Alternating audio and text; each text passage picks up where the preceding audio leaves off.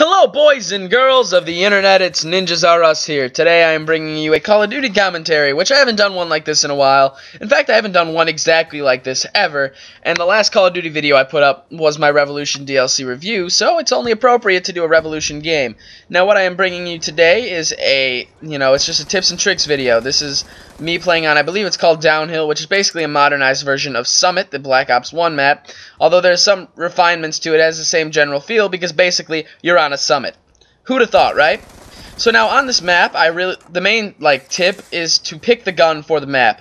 That's one of the most effective ways of you to do good in Call of Duty is personalize your class for the map you're on. Now on this, I do suggest running Flak Jacket, which I always run Flak Jacket because I really don't feel like running over C4 or anything like that and just blowing up.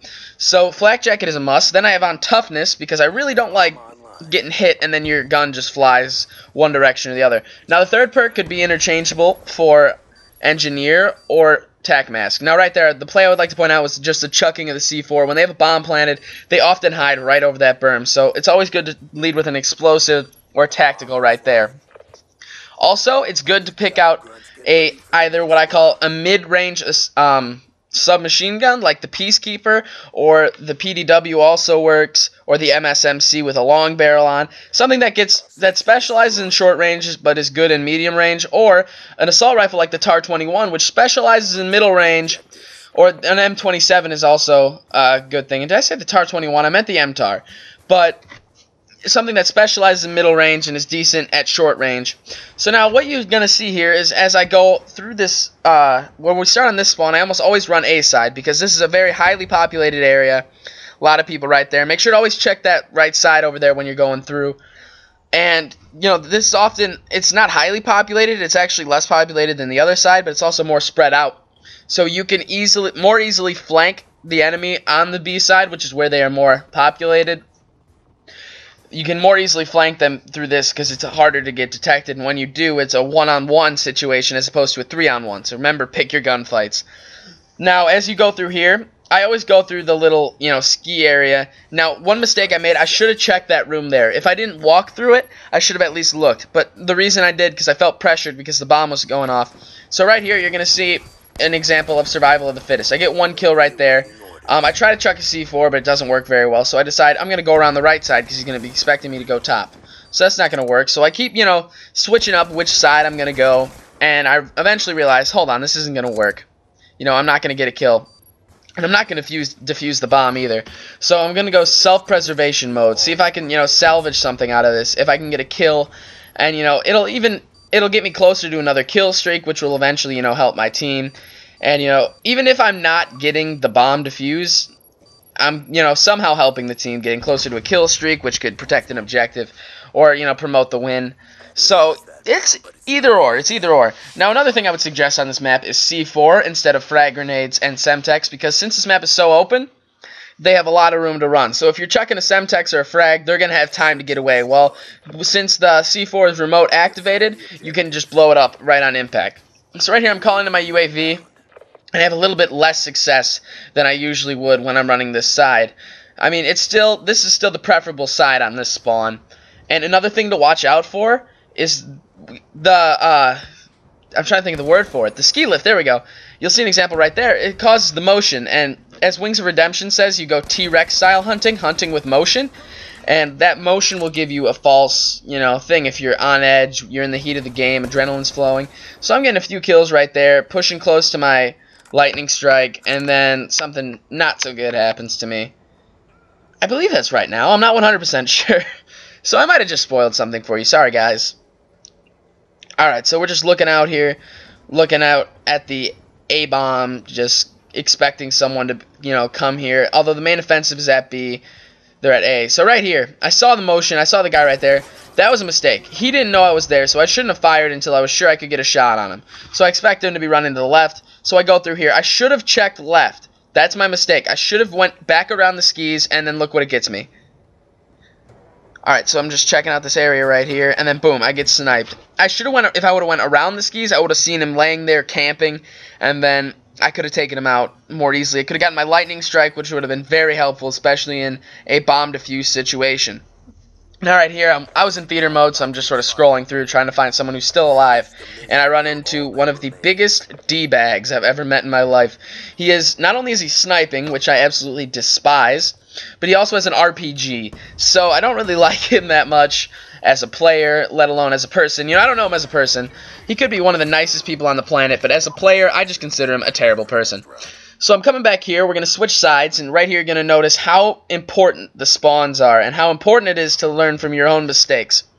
Now, in my opinion, the spawn that I started on is far better than the spawn I'm about to go on.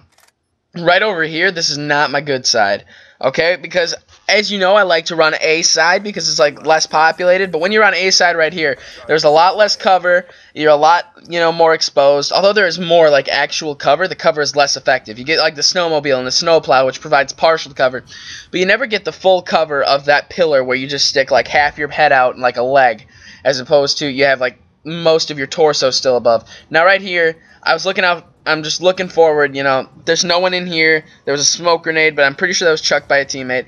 So I run here, and then this guy happens. Now, you're going to have to watch out right there. In that little ski area, it's where, like, skis and snowboards are racked. Humans blend in so easily. That's a very common place for snipers or people with a thermal LMG with a suppressor on it. Someone that can hit you from long range and do major damage before you even know they're there. So make sure you're always looking out for that area. Not only in Search and Destroy, but in every type of game. Now, I'm just using Search and Destroy for an example because it's a lot more tactical. It's a lot more tactics-based than some other game types like Demolition or Domination, which is all about pushing the spawn, controlling where they're coming from, and preventing a upward assault from the enemy team by creating an upward assault for yourself. Okay, so now we're 2-2.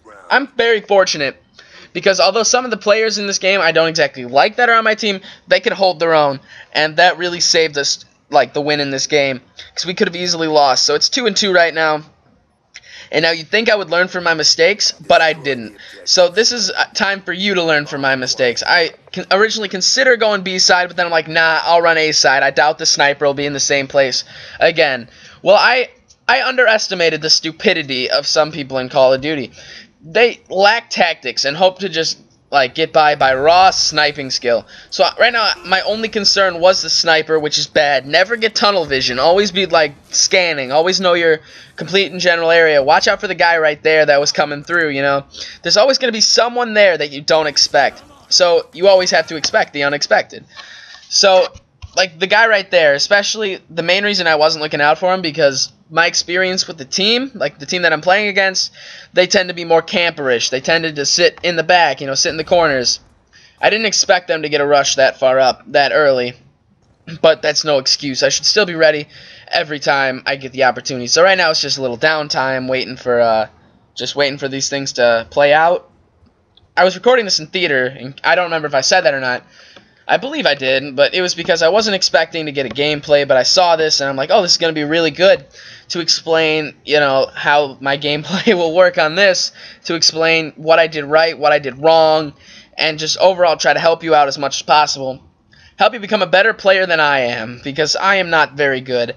I just, you know, hope you can learn from my mistakes. Now, right here, one thing I would notice, I'm not sure if I would have done this with the quick reaction time, but in hindsight, if this guy saw the motion right there, he should have dropped the bomb and tried to get behind it and use it as a type of cover.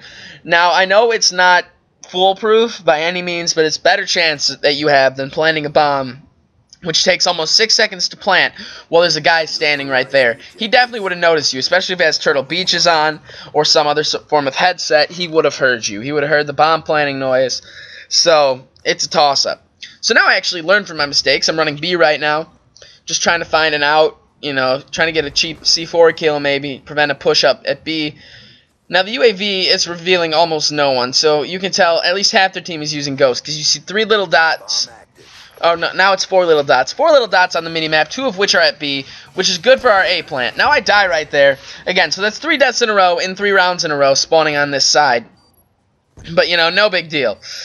I'm pretty sure that was 3 deaths in a row on this side. Yes, it was. Okay. So, it's no big deal, right? I mean, I'm still going positive. I can still come back and salvage this game, which I do. But, like, what I would like to point out in that situation right there is you have to be aware of, like, your minimap. You have to know not only where your team is, but where the enemy team could be. Now, I'm pretty sure that guy had ghosts, so the UAV wasn't working. So the UAV sort of lulled me into a sense of security. But you got to look at the amount of people that will have ghosts. There's usually about a third of the enemy team will have ghosts. So you saw the guy coming up through there. You saw that was completely empty. I should have expected that there was a guy coming up through there, and I should have shot him just on the spot where he was. So right now we're going into an overtime round. It's 3 for 3, and we're spawning on my side of the map, my good side. And I decide, hey, I'm, doing good, so I'm gonna run to the same side that I've had success with, and I have a decent amount of success. I'm not gonna get a BSAT last round because mainly that's impossible. But besides that, so I'm gonna run to the left, take that same route along the edge of the map, I call it the cliffhanger of the map. Just waiting, seeing if I can get someone. There's someone right there. I managed to get the kill right there. As you can see, I was unlocking FMJ. Now, I was in conversation with the kid right next to me right there. So I told him I'd distract him by going left, and he would go around behind him and get the kill. And that's what happened. So remember, guys, if you enjoyed, follow me on Twitter, like and subscribe. And remember, guys, stay beautiful. I love you. Adios. Mwah.